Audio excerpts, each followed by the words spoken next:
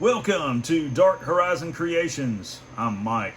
I wanted to take just a few minutes and talk to all of you who have the G.I. Joe Classified series figures, and particularly those of you interested in collecting the movie figures. You'll notice that I've got Snake Eyes and Storm Shadow out here, and I'm repainting Storm Shadow. I've weathered the figure, applied a couple coats of wash, went back and wiped it down. And the thing that's immediately apparent is he does not include the scabbards from the movie. Snake Eyes does have a scabbard, but Storm Shadow does not. What they've done is they've made two essentially partial scabbards and mounted them to a back plate that goes into that port on his back. And this just doesn't look, as authentic as having scabbards. So you have a few options that you can do to customize scabbards for this action figure, and I'm going to walk you through each of them. The first option, if you've got 3 or 4 of these Arctic Mission Storm Shadow figures, you'll notice that his scabbard is almost identical in the weave pattern as the one that's used on screen. Now, these swords are almost identical in length to this Ninjato. They will fit in that scabbard. They may be a little loose, but they will fit. So you could take these scabbards, take your X-Acto knife, and cut the port off the back of it, and make sure you cut it flush with the side of the scabbard. You're going to take the swords off of here, take the back plate off of his back, take the X-Acto, and you're going to cut these holders down flush with the back plate. And you may have to go back with a piece of sandpaper and sand it down to make sure it's smooth, and if you have to, you can repaint that with some off-white spray paint.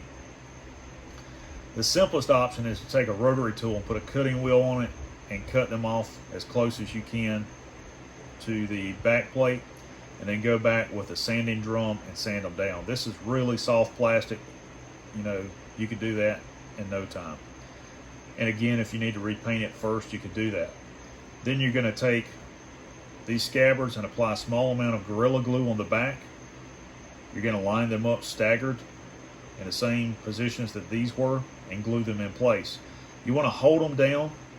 It's better to use a clamp if you've got it, one of those little plastic clamps you can get in the hardware section at Walmart,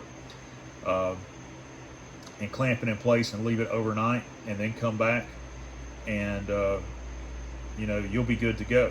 You'll have scabbards for the figure.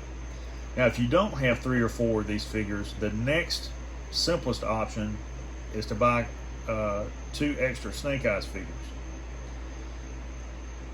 Take his scabbard off, and you're going to repeat the same procedure. You're going to take your X-Acto and cut the peg off the back of it. The next thing you're going to do is take some sandpaper, say 320 grit, or a little bit higher, so it's not extremely rough on it, and sand this down and then wipe it down. Use some isopropyl alcohol, wipe it down and let it dry.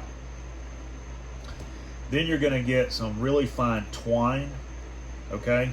Make sure it's not frayed. And take your Gorilla Glue and apply a thin coat. I mean like super thin, just here and there, okay? Wipe it across the scabbard and then start winding that twine all the way up the scabbard. Make sure it's tight. Let that dry overnight. You're going to come back with off-white spray paint and spray the scabbards down.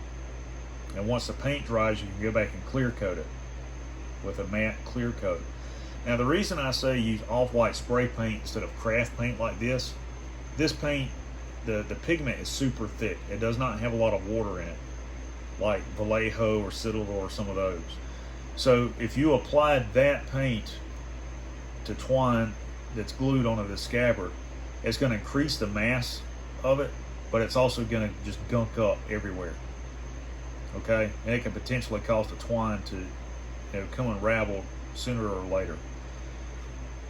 By using spray paint, you won't have that problem because you're just going to lightly dust it. That's all you want to do. Once this is prepped, you're going to do the same procedure with this. You're going to cut these off, sand it down. If you need to repaint it, repaint it. Then you're going to glue these on in the same position where these are. Let it set overnight. You're good to go. The third option, okay, and this is much more difficult, but if you're into customizing and you want to try it, is to go out and buy a pack of dowel rods like this. And you can see that these are round and the scabbards are oval shaped, but they're about the same diameter, okay? I think these are 3/16 of an inch in diameter. And you're gonna use a rotary tool to cut this. Just cut a section of it off. And you're gonna take that scabbard you see there and lay it on top of this dowel rod. And just take you a pencil, like a mechanical pencil or number 2 pencil, mark the ends, and then as best you can, mark the curvature, the outline of the scabbard onto the dowel rod. Then you're going to go back with your rotary tool and take a cutting wheel and cut off the excess, and then put on a sanding drum. And you're just going to sand it until you get it to the shape of this scabbard. Once you've accomplished that, you're going to need to take a press, whether it's a hand operated or one on the rotary tool, and drill a hole into the dowel rod that you've made into a scabbard so that the blade will fit into it. That's the most difficult part in making the scabbard, okay? And you should be able to do that in a day's time. Once you do that, okay, you can go back and do the same thing that I just shared with you how to do with his scabbard, and wrap it in the twine, glue it, let it set overnight, paint it, let it set overnight again, prep this, glue it on there, you've got a scabbard. So there's 3 different options for those of you that want to create a realistic scabbard for the Storm Shadow figure from Snake Eyes G.I. Joe Origins.